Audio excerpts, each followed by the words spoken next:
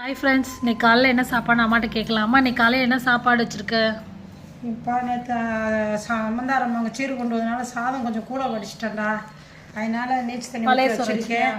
பழைய சாதம் நல்லா மல்லிகைப்பூ மாதிரி சூப்பராக இருக்குது. தயிர் பிடிச்சவங்களும் ஊற்றிக்கலாம்டா. வீட்டில் ரெடி பண்ண வத்தல் எல்லாமே வறுத்து வச்சுருக்கேன். என்னென்ன வத்தல் இருக்குது?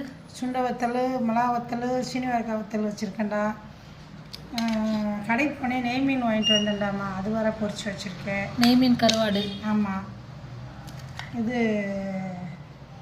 வெங்காயம், சின்ன வெங்காயம் கொஞ்சம் வதக்கியிருக்கேன். பச்சை மிளகா வறுத்துருக்கேன். பிடிக்காதவங்க பச்சைக்காய் வேணும்னாலும் பெல்லாரி எடுத்து கடிச்சிக்கலாம், பிடிக்கும். வெண்டைக்காய் புளி ஊற்றி பச்சை மிளகா வெங்காயம் மொத்தம் வதக்கி புளி ஊற்றி வச்சிருக்கேன். வெண்டைக்காய் புளிக்காய். ஆமாம். நேற்று பிள்ளையை சாப்பிடட்டும்னு சீவல் இதெல்லாம் வாங்கிட்டு வந்தேன், அதுவும் இருக்குது. எல்லாம் லீவில் வந்திருக்கீங்க, வேணுங்கிறவங்க கொஞ்சம் கொஞ்சம் எல்லாத்தையும் எடுத்து சாப்பிட்டுக்கலாம். மக்களே, நல்லபடியாக இதெல்லாம்